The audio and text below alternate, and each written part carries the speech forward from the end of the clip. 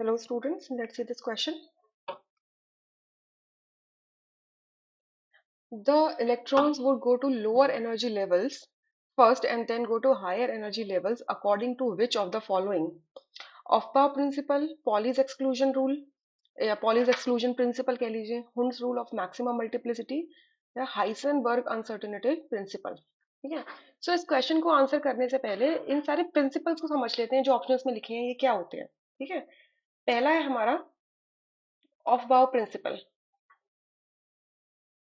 या ऑफ बाउ रूल कह लीजिए, ऑफ बाउ प्रिंसिपल. इसका ये क्या कहता है? It states that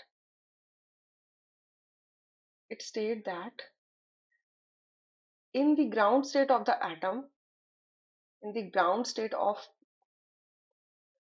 an atom, जब भी कोई आप एटम लोगे और उसका ग्राउंड स्टेट लोगे तो उसके अंदर जो इलेक्ट्रॉन्स होंगे वो कैसे फिल होंगे? इंक्रीजिंग ऑर्डर में. The orbitals the orbitals are filled FILLED. ठीक है. Filled in the order of their in the order of their increasing energy. ये अपवर्ड साइन मतलब इंक्रीजिंग, ई फॉर एनर्जी. ठीक है. इस अकॉर्डिंग होगी, यानी कि जिसकी सबसे कम एनर्जी होगी वो पहले फिल होगा और जिसकी एनर्जी ज्यादा होगी वो बाद में फिल होगा. ठीक है. ये ऑफ प्रिंसिपल कहता है. बी, जो आपका पॉलीज एक्सक्लूजन रूल है वो क्या कहता है? पॉलीज एक्सक्लूजन प्रिंसिपल ये क्या कहता है? दैट कि आपका जो अगर आपके पास दो इलेक्ट्रॉन है, आप कम से कम दो इलेक्ट्रॉन की बात कर रहे हो, तो दो इलेक्ट्रॉन्स का सेम, या मैं कहूँ कि no two electrons in an atom, no two electrons in an atom in an atom can have all the four all the four quantum numbers quantum numbers quantum numbers same, right? No two electrons in an atom can have all the four quantum numbers same.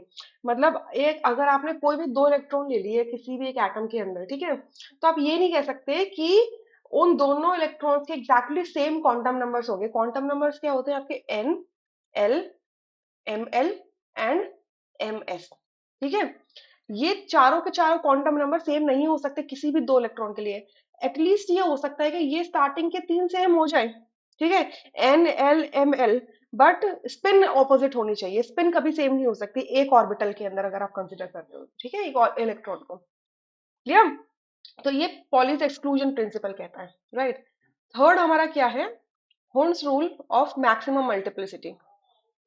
होन्स rule of maximum maximum multiplicity. Multiplicity ये क्या कहता है? कि आपके अगर D generate orbitals हैं, क्या है आपके? D generate orbital. D generate orbitals का मतलब क्या होता है? डी जनरेट ऑर्बिटल्स का मतलब क्या होता है? जिनकी सेम एनर्जी होती है. The filling of electrons the filling of electrons in D generate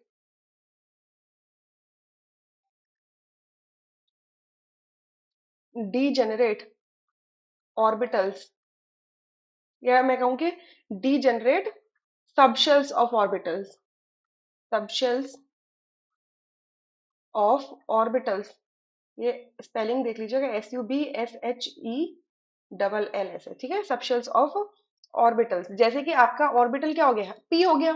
P के तीन सबशेल्स होते हैं, p x, p y, p z. D के पांच होते हैं, d x y, d y z, z x, d x square minus y square, d z square.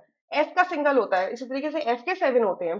तो जब भी डी जनरेट सबशेल्स होंगे किसी भी ऑर्बिटल के, तो कह रहे हैं the filling of electron in degenerate subshells of orbital takes takes place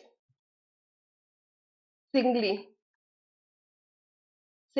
until all of them are filled, all of them are occupied, all of them are occupied, all of them are occupied, right. जैसे कि अगर मान लो कि आपके पास 4 electron है और आपके पास P orbital है, तो पी ऑर्बिटल के क्या होता है, 3 सबशेल्स होते हैं, ठीक है।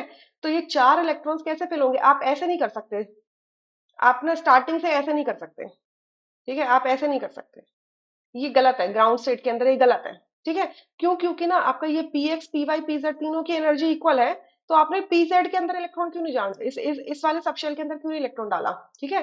तो करेक्ट इसके लिए क्या हो जाएगा कि तीनों के अंदर पहले सिंगल सिंगल इलेक्ट्रॉन फिल होंगे, उसके बाद में अगर आपके पास एक्स्ट्रा इलेक्ट्रॉन बचते हैं तब पेयरिंग स्टार्ट होती है, ठीक है। सो ये करेक्ट वे है, तो इसका मतलब क्या है, ये हुन रूल ऑफ मैक्सिमम मल्टीप्लिसिटी कहती है इसको, क्लियर। उसके बाद आपका जो डी है, हाइजेनबर्ग अनसर्टेनिटी प्रिंसिपल, एचयूपी, ठीक है। एचयूपी हाइसेनबर्ग अनसर्टेनिटी प्रिंसिपल ये कहता है कि at one point of a time, एक सिंगल पॉइंट ऑफ टाइम पे, एक माइक्रोस्कोपिक ऑब्जेक्ट के लिए, जैसे कि इलेक्ट्रॉन प्रोटॉन एटम, इनके लिए इनकी पोजीशन, ठीक है, इनका पोजीशन और इनका मोमेंटम आप साइमल्टेनियसली फाइंड आउट नहीं कर सकते। पोजीशन को मैं बोल दूं डेल्टा एक्स, मोमेंटम को बोल दूं डेल्टा पी, ठीक है। तो ये ऑलवेज ग्रेटर देन और इक्वल्स टू होगा 4 h/4 पाई के, ठीक है। देखो डेल्टा एक्स क्या रिप्रेजेंट करता है, एक्स रिप्रेजेंट करता है पोजीशन, ठीक है, कोऑर्डिनेट्स बेसिकली, राइट। तो डेल्टा एक्स का मतलब हो गया अनसर्टेनिटी, और पी रिप्रेजेंट करता है लीनियर मोमेंटम, तो डेल्टा पी का मतलब क्या हो गया, अनसर्टेनिटी इन लीनियर मोमेंटम।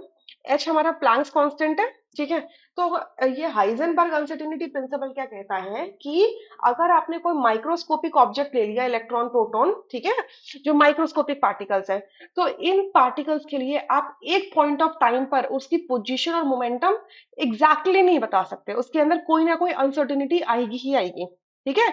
जैसे अगर आपने पोजीशन बता दी, तो वो क्या होगा, वो उसकी मोमेंटम आप मिस कर दोगे, या मोमेंटम पे ध्यान दे रहे हो तो उसकी पोजीशन को मिस कर दोगे, तो इसी को हम अनसर्टेनिटी प्रिंसिपल कहते हैं, क्लियर। ये सिग्निफिकेंट होती है किसके लिए, for microscopic object, microscopic object, ठीक है, फॉर माइक्रोस्कोपिक ऑब्जेक्ट, क्लियर। अब यहाँ क्वेश्चन में क्या कह रहा है, the electrons would go to the lower energy levels first and then go to higher energy levels according to, अब इन चारों के अंदर हमने देखा ऑफवर्ड प्रिंसिपल ही सेम स्टेटमेंट कहता है, ऑफवर्ड स्टेट कहता है कि it states that in the ground state of an atom orbitals are filled in the order of their increasing energy, right. Same मतलब ये दो बातों को घुमा के कह दिया है, तो करेक्ट आंसर क्या हो जाएगा इसका,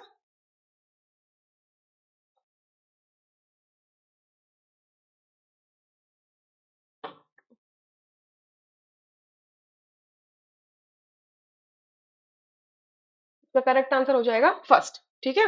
बाकी सारे ऑप्शंस क्या हो गए, incorrect. I hope you understood this question. Thank you.